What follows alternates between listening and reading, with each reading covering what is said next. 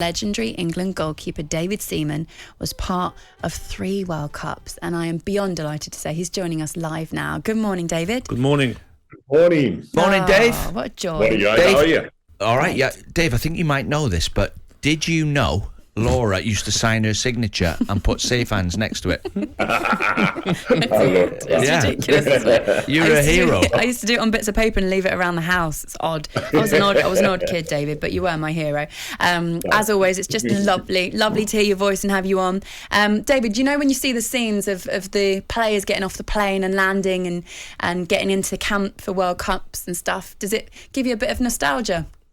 It does, yeah. It brings back some great memories. Like I say, I was fortunate to be involved in 3 World Cups. I was actually third choice in Italia '90, so that was like a real eye opener for me because obviously I was much younger, and it wasn't until '98 where I actually played in my first World Cup. But like you say, Laura, getting off the coach, going into your hotel, excuse me, and actually going into your room to find out what your room's like is like something that always sticks in my mind, you know. And I understand that the FA have put on some special treats for the guys as well. Oh, have they? Like what? Do you know anything? I think they've got old pictures of their family, and then there's some surprises as well. So I'm sure we'll find out what's been put in their rooms in due course. Wales got that, Dean. He's having a go at Wales. Dave, I was going to ask you, when you're away for a long time, what do the players do in between the games and, after training's finished?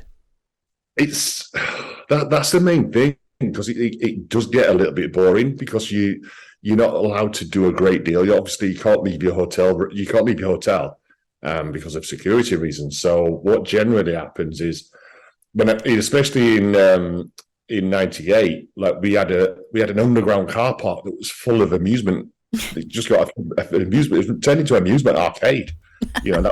That was ace. Even in 2002, one of the floors was done the same. I remember playing darts there, getting 180 there. So I've had 180 in Japan. So I'm quite happy with that. What do you think then, David? So when we look at who the favourites are in this competition, I think we all kind of agree in this room at least that we think Brazil's going to be way up there. What about England's chances? England have got a great chance for me. When you look at all the experience that they've got now, and especially back in Russia, where there was no expectation at all and we achieved semi-final. Now we've taken that forward to the Euros and we've got to the final. And all that way, these players are now starting to get a lot of experience under pressure as well. So for me, it's perfect timing. We've got no excuse now of it's the end of a really hard Premier League, because the league's been paused. We should be at peak fitness. So everything's looking really good for England. How far do you think England have to go, David, for Gareth Southgate to keep his job? Do you think at least the quarterfinals?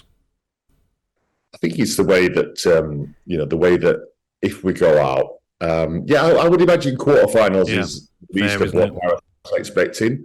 But if we play really well, then there's all this talk of like him losing his job. But when you look back at what he's done. Yeah, I agree. It's like, why is he going to lose his job? Who's going to come in and do a better job than what he's done already? Yeah. Dave, what's your back 3? Everyone's like debating whether it's Ben White, Stones, Maguire, if Kyle Walker's fit. What would your back 3 be? Or back 4? I think ideally, if Kyle Walker's fit, if he goes back 3, we're not sure, whether he will do that. But I play Maguire. I know a lot of people have been giving me stick, especially on my podcast. But it's play Maguire, Stones, and then you play Kyle Walker. But if he goes a 4, then you put Walker out on the right, and then Shaw on the left. It's tough. That's the biggest thing that I see about it all, though, Dino, is that he's got quality everywhere. And he's even the squad that he's picked, the players that he's left out, they're quality players. So it just shows you how much he's got to choose from. We just went through earlier. We were going through what the bench could be, and it could be like Mount, Grealish, Trippier, Saka, Phillips, Walker, Maddison, Gallagher, Wilson. It's endless, the list. Really, England should be getting to the semi-final. Yeah, I would expect that. And we are really capable of that. We're capable of winning it if we're honest. If we're on form, we've got a great chance. Obviously. People will be looking at Brazil. Germany always seem to turn up for tournaments. Belgium have got to do it at some stage. You know, that's the most frustrating team in the world. You know, because they've got quality everywhere, yet they just never seem to let it click in a tournament. You know, but I'm sure that might happen. You know, I've said that they're my pick, other than England, if I'm honest. But well, let's wait and see. David, are you happy with Pickford in goal? Would you go with someone else? Are you happy with that? No, Jordan's the number one. He's not let England down at all. I know he's made a few mistakes recently, but you know, when you look at what he's achieved with England, the way he played at the end of last season for Everton, you know, he was quality in under pressure. You know, so no, Jordan's the number one, and then, you know, I think the battle is on for who's number two, you know, with Aaron and Nick. But, you know, the only worrying thing is that neither of them have got a lot of caps, you know. So, you know, if Jordan was to get injured, you know, hope, touch wood, he doesn't. You know, it's going to be interesting to see who he picks as his number two.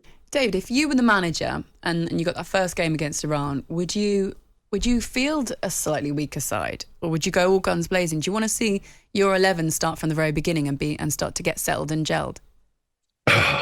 Do you know what? I have thought of that. You know, I was thinking, play Aaron, because he hasn't got many caps. But you know, you want to get off to a good start. You know, and you've also got to take care of injuries. You know, make sure that players are fit. You know, maybe use that. You know, maybe use them for half a game. You know, because you can. Depending on how the game goes, you know, especially if you start off with a really strong team and then you get a few goals up, then you can start chopping and changing it. But hang on a minute, it's not the Caribou Cup. This, I mean, you're playing Iran. They beat Uruguay and they drew with Senegal. We are England, Dean. We are England. I've heard it all now. Fielding a weakened team in the World Cup. Well, we've been here before, do you know? Quite a few times. Yeah. The under-21s might play this first game. All right. There is no weakened team. It's just rotation. Let's say it like that. We're not Wales. Sorry. I'm only joking, guys. I promise you I'm not going to offend any Welsh fans. All right, David. Look, we'll let you go. Thank you very much. I bet you can't wait to watch it. Thanks, Dave. Really, guys. I need some windows as well. I'll give you a ring later. All right, then. I'll get you some discount. Cheers. Take care. David Seaman there on talkSPORT Breakfast. talkSPORT Breakfast with Laura Woods. Monday to Wednesday mornings 6 till 10. On AM, on DAB, via the talkSPORT app and on your smart speaker. talkSPORT.